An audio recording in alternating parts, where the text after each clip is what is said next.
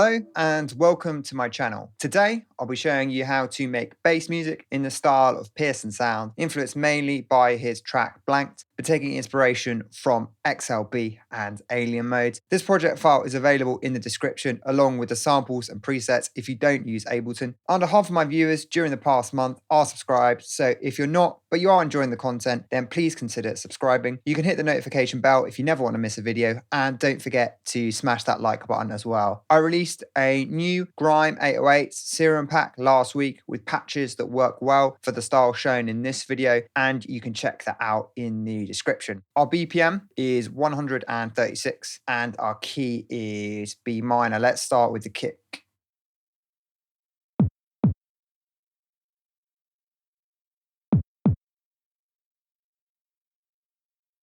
You can hear it's quite dull, and I have cut the lows as the bass provides the sub in Blanked. The MIDI pattern is simple and often follows the basses.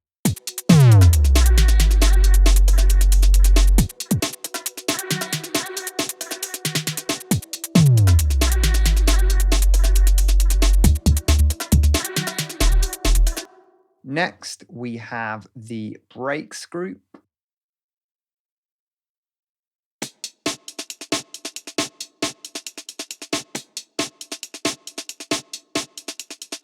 So we have a breakbeat snare and some ghost notes. These are from the Amen break. I sliced these to MIDI, and I'll link a video describing the process in more detail on the screen now. However, I've freezed and flattened these following that process. If we look at the ghost notes, the transient envelope has further tightened the breaks. I noticed these tight breakbeats in Pearson Sound's tracks. If we zoom in,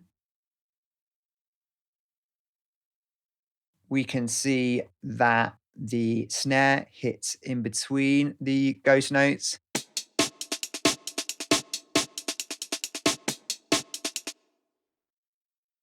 On both channels, we have drum bus and high pass to EQs. On the group, we have reverb applied via Sende, which is this basement reverb, although I've edited the preset and also added an EQ before. I quantized the breaks before slicing them to MIDI, so I've used a two-step groove to add swing back to the breaks. Next, we have the electronic snare.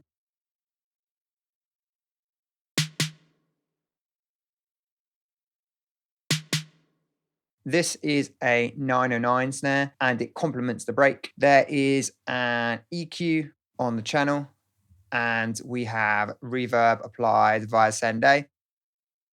The snare plays at the end of the bars and in between the Amen snares.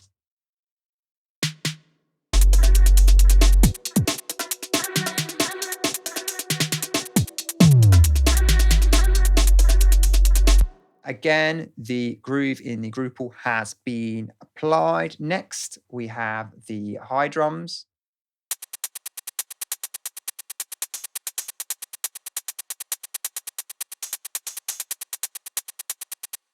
We have the shaker, which plays on 16th notes.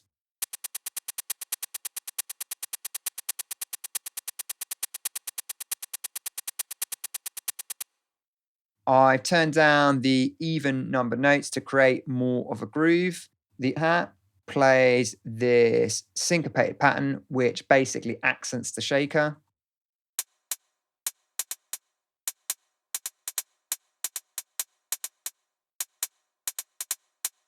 It sounds strange soloed, but I'll play it in the context of the rest of the hats in a moment.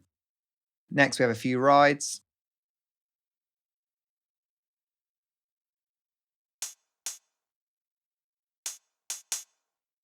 So this is all the high drums together again.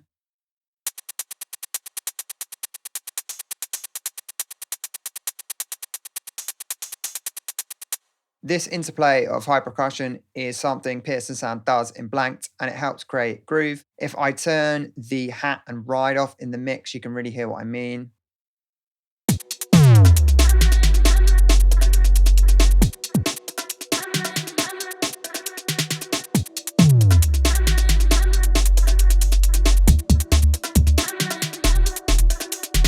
All of the high drum elements have been panned to either side, and another instance of the two-step groove is applied. However, this groove's velocity is set higher. On the group, we have drum bus to glue our elements together.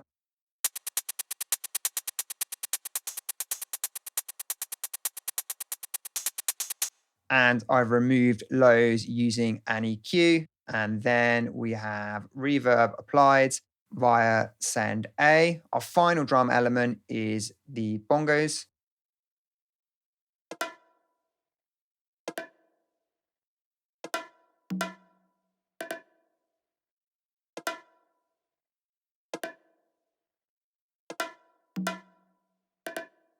I have 4 different samples in this drum rack to add some variety.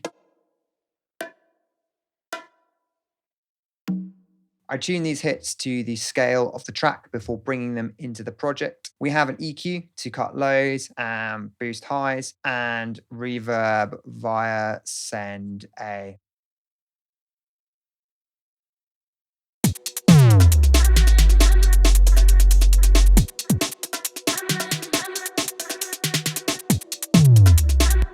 As with the hats, the second instance of the two-step groove is applied, and I've also altered the velocities myself.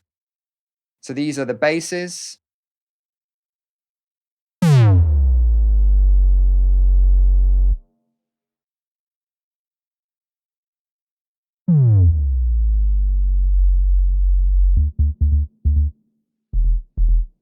First, we have this square bass drop.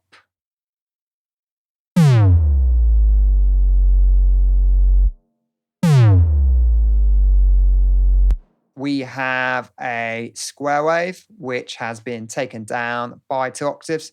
The sub oscillator is on and in the same octave as oscillator A, but it's a sine wave, and this is just to add more sub. The voicing is monophonic, like every bass in the project. If we look in the matrix, we can see LFO1 is modulating the master tuning, which is why you can hear the pitch drop. LFO2 is modulating the cutoff of a low-pass filter downwards. Both LFOs are on envelope mode, and we have tube distortion applied in the effects. Then we have an EQ3 on the channel to boost the sub.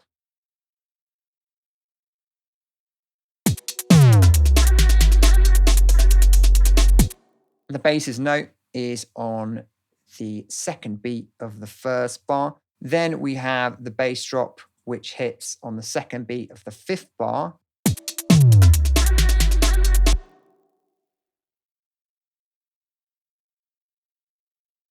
It's almost identical to drop 1. However, LFO3, which is on trigger mode, is modulating the cutoff of the low pass filter, but only after 1 bar, which is what you can see with the delay knob here. So it has that little kind of wobbly ending. This bass also sounds deeper because of the low pass filter in the effects. And again, we have EQ3 to boost the sub frequencies. So this is the jungly bass.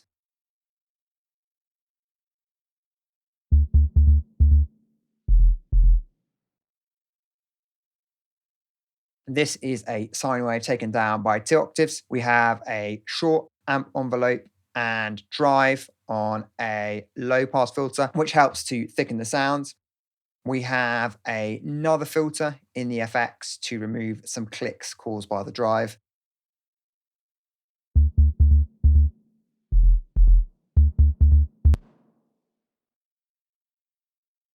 On the basses group, we have an EQ removing rumble and a filter removing extreme highs, and chorus to add width and detuning.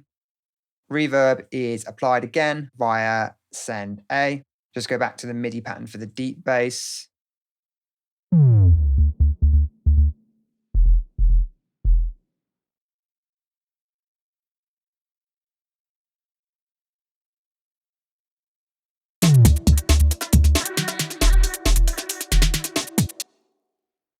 We have this pads,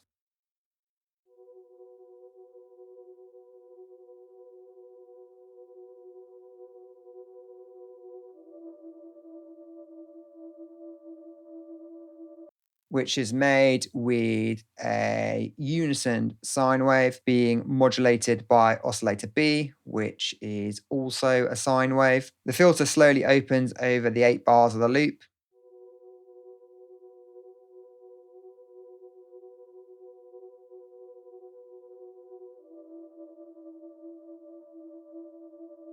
It's on off mode, which means it won't re-trigger when new notes are being played and will just continue to open the filter. We have distortion, delay, reverb, and a compressor in the effects, the compressor to glue everything together.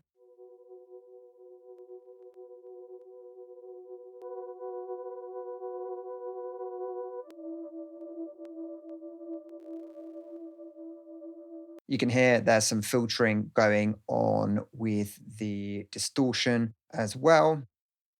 On the channel, we have an EQ to tame this lower harmonic. And bass monoing, since the pad is very wide, the MIDI is these 2-note harmonies.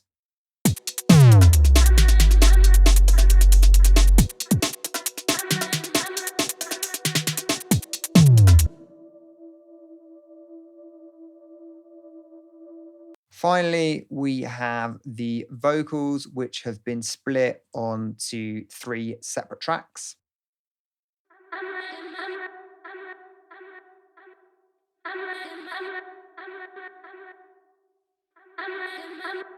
They have various auto filters applied, with the LFOs sweeping the frequencies around to create a sense of movement, something which is present on the vocal in blanked. Vox 3 was made from an echo, which I froze and flattened so I could work more precisely with the audio. On the group, we have bass monoing, EQ to thin the sound out, chorus, and reverb is applied via Send A. That's it for this video. I hope you enjoyed it, and shouts to all my subscribers. I will see you in the next video.